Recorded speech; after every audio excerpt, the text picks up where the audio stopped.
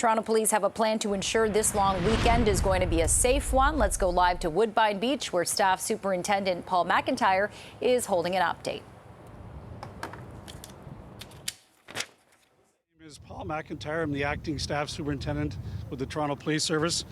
And first and foremost, I want to thank everybody for coming here today to take part in this and to really help spread our message of what the Toronto Police Service and the City of Toronto has put in place for this weekend's events here at Ashbridges Bay and Woodbine Beach.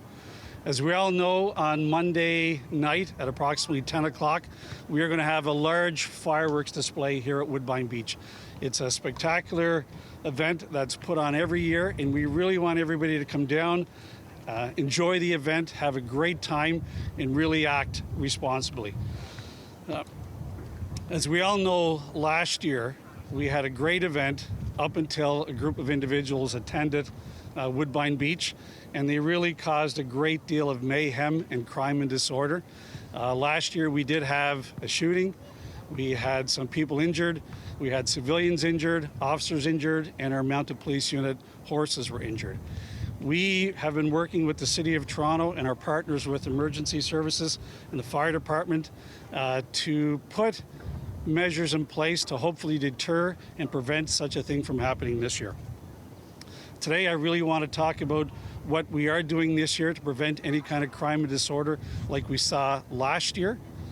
What we're going to be doing is we will have a large number of resources here starting today, continuing right through until the fireworks are over. We are going to have police officers in police cars, police officers on bikes, police officers on bicycles, police officers on horseback, and we're going to have police officers in police boats just off the beach here patrolling up and down the waterways. We will have police officers and City of Toronto bylaw officers patrolling the beach day and night. We're going to have extra parking enforcement officers in the area because, as we all know, parking is going to be restricted. We're going to have a lot of people down here, and we're really going to have to ensure that our roadways are clear for police, fire, and ambulance and the people that live in this area. So what we're asking, that if you are coming down to enjoy the fireworks and the events this weekend, that you please consider taking the TTC. We've talked to the TTC and they will be putting extra buses on the routes to ensure that we can move people in and out. What happened last year, we are not going to tolerate this year. My officers will be out in full force with the City of Toronto bylaw officers, and they will be looking for any crime and disorder issues, and they will act on those issues promptly. It's our job to ensure that everybody coming to the beaches and Ashbridges Bay this weekend have a safe environment, and we plan to ensure that that happens. We want everybody to celebrate responsibly and have a great time. So there's a couple of points that I want to stress to the public, anybody that may be watching this. Oh, I got a fly in my eye here, excuse me. Do not bring any personal fireworks to the beach. They are prohibited on the beach. They are prohibited here in the City of Toronto. If you do bring any fireworks down to the beach and you attempt to set them off, they will be confiscated and you will be fined. Do not drink any alcohol on the beach. It's prohibited.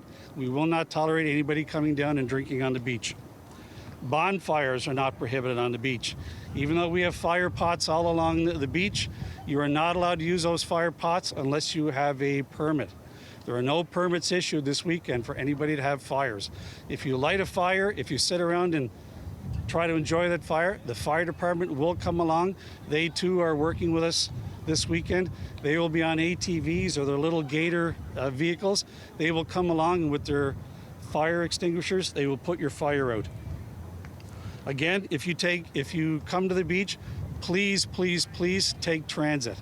If you do drive down here, be considerate for the residents that live in this area. We have a lot of people that live and work here. If your vehicles are parked illegally and you're obstructing a driveway, or if you're obstructing a fire hydrant, you will be ticketed, you will be towed. So please don't do that. Have some consideration for the people living in this area. Keep music at a reasonable level. Again, we don't want any loud stereos blasting. What we ask is that if you do bring a little speaker down, you keep it quiet, just enough to so that you yourself and whoever you're with can listen to it. But please, no loudspeakers. Again, I don't want to put a damper on the mood. You know, we want everybody to come down, enjoy the time, enjoy the fireworks. What the city puts on here, as you know, is absolutely spectacular. It's probably one of the best fireworks you're going to see this May 2-4 weekend. But we cannot, and will not tolerate any kind of lawlessness. We will not put up with what we saw last year. Last year we had civilians injured, our officers were injured, and our animals were injured. And we're doing everything we can to ensure that doesn't happen this year. So right now, I will take any questions if you have any. Standing with me is Superintendent Kim O'Toole. She's the unit commander of 55 Division. She will be here each and every night, tonight, right through to Monday night, and she'll be the incident commander. So any questions? Yes, ma'am. Any tips for people at home who would use fireworks? That would normally what? Any tips for people at home? Come on down to the fireworks first and foremost, right? Don't stay home. But if you're home, I don't understand the question. I'm sorry. Like some people won't be able to come. Any tips for them? At home? No, not related to this event, no. Operationally, after last year's event, I'm sure you did a debrief when everything went down. What will be changing in terms of enforcement here this year that you didn't do last year? We're putting more officers on the street. I don't want to get into numbers, but there will be more officers here. What I didn't mention in this part is we have public order unit officers on standby. They're going to be here. And if we start to see that things are starting to get dangerous, Kim will be calling out the POU, our public order unit, and they'll be here. We're putting better lighting in some of the areas. We're working with our Toronto Fire Department partners to better light it up. But basically, we're coming out here, we're telling the people what we expect, we're telling the people what we're not going to tolerate, and I'm putting more people on the beach.